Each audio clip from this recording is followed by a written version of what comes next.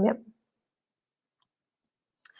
Bueno, ahora empezamos con la clave número 2. No sos vos, es el ideal que estás persiguiendo. Y acá, digamos, me gustaría como llevar un poco más de calma y tranquilidad, también paciencia para quienes están como en este proceso de búsqueda y de conexión, porque generalmente uno lo que hace, como todo en la vida, es, bueno, se pone a googlear,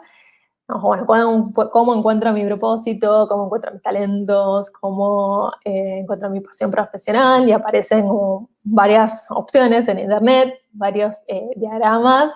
también preguntas abiertas. Acá quería traer un ejemplo con una coachee se le dice a la persona con las que trabajo en sesiones de coaching, y ella me contaba que, o sea, lo que ella había buscado, ¿no? Digamos, en su propio proceso, le aparecían como que no podía conectar con estas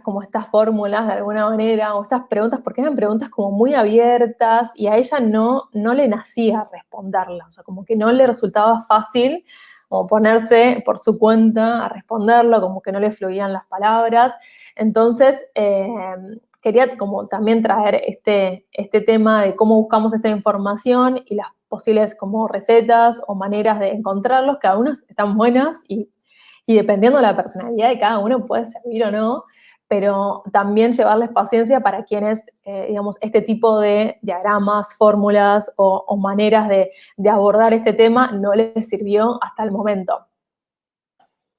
Entonces, uno de los diagramas más famosos, sí, bueno, que quizás muchas lo conocen, o si no lo conocen, pónganlo, también habla del modelo Ikigai, que es esta conexión entre, bueno, que el propósito es esta conexión entre lo que uno va a hacer, lo que el mundo necesita, lo que es bueno, por lo que te pagan, y acá, digamos, o sea, se puede ver como muy claro, pero en el momento de responderlo, es como que a veces se dificulta el poder conectar todo y también sentir esta presión de tener que responder cada casillero y que todo encaje. Yo creo que el camino, en principio, uno tiene que conectarse con uno mismo, con su propia experiencia de aprendizaje, con lo que les decía antes, con el sentido que tiene para ustedes hoy lo que hacen, hacer más de lo que tiene sentido, y después, porque después un aspecto del propósito es como el compartir, el generar una contribución. Pero yo creo que en principio, si uno no lo trabaja en sí mismo, resulta más, si no trabaja en sí mismo y después sale a explorarlo, es más difícil. Entonces, hacer como este trabajo interno y exponerse a una acción, que ahora me estoy adelantando a lo que vamos a ver más adelante. Más allá de, entonces, las técnicas y maneras que hay de encontrarlo, lo que puede aparecer en internet, hay libros, hay un montón de libros, hay un montón de libros sobre esto. ¿Qué es lo que no puede faltar? Lo que siempre caracteriza a cualquier técnica o manera de encarar estos procesos de búsqueda es el autoconocimiento, el conocerse uno mismo, el tener esta autoconciencia de cómo uno funciona internamente, de lo que le gusta hacer, en lo que uno es buena, en lo que uno le fluye hacer, y que la realidad nadie nos enseñó a abordarlo o hacerlo, o a mí me pasó en particular, vuelvo un poco a mi experiencia, cuando me empecé a cuestionar, era como, bueno, yo nunca me pregunté más allá de, bueno, en qué soy buena, sino que era como algo muy,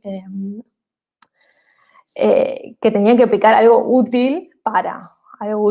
tener ingresos suficientes, para tener una estabilidad económica, quizás para tener una carrera de licenciada, una maestría después. Entonces, pero en ningún momento me empecé a cuestionar en mí misma, digamos, cuáles eran mis fortalezas. El único momento que me lo preguntaba era si tenía que buscar un nuevo trabajo.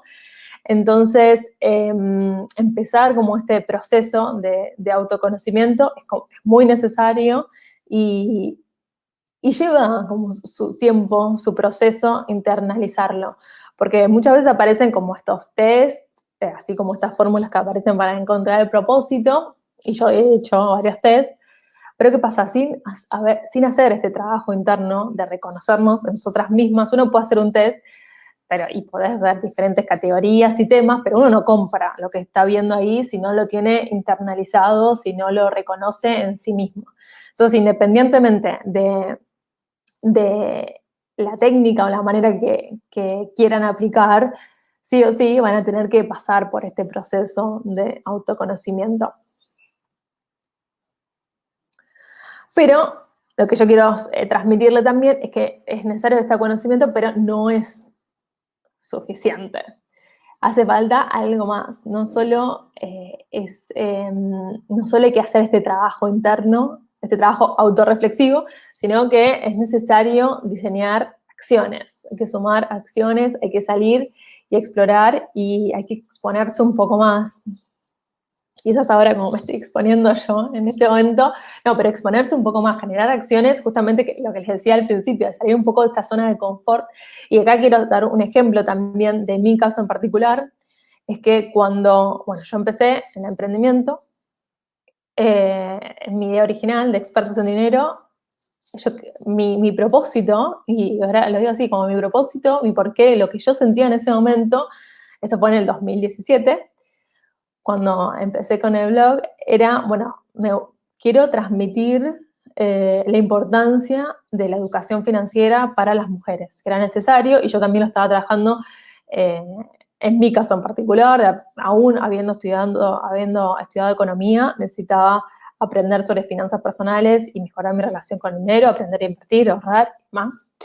Y quería transmitir eso, quería, digamos,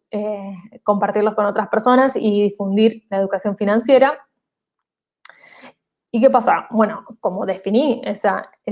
misión que supuestamente yo tenía en ese momento, y para mí yo la compré, porque bueno, hice el blog, generé todo esto, y cuando empecé a tomar acciones en concreto, particularmente cuando lo conecté con otras personas, empecé a tener sesiones de coaching, pero financiero, me di cuenta que no me gustaba. No me gustaba, no me sentía, no fluía metiéndome como en la situación financiera de las personas o también enseñando sobre estos temas, enseñando sobre cómo registrar gastos, cómo aprender a invertir, las diferentes alternativas de inversión. No me fluía hablar sobre esos temas. Y si yo en ese momento, y ahí fue cuando, bueno, dije, bueno, pero esto no me gusta tanto. Y la magia, digamos,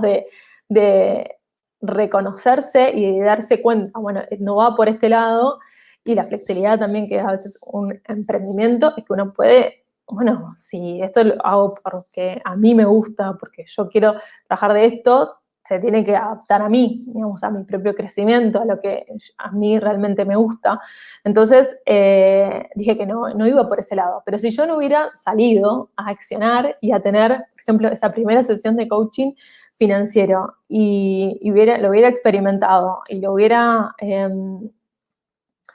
tenido como un resultado y decir, bueno, esto me gusta, no me gusta, yo quizás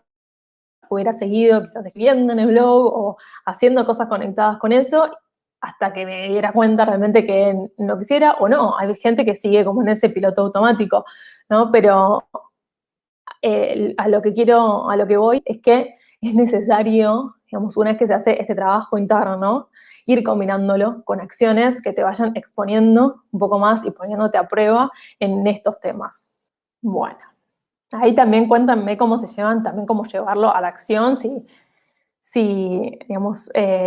también se pusieron a buscar sobre este tema de propósito, de cómo encontrarlo y demás, y si en estos trabajos internos que ya hicieron previamente, si se sintieron que estaban como bien vinculadas con pasar a la acción o quedaba solo como en un plano más reflexivo. ¿Qué es lo que más le cuesta en ese proceso?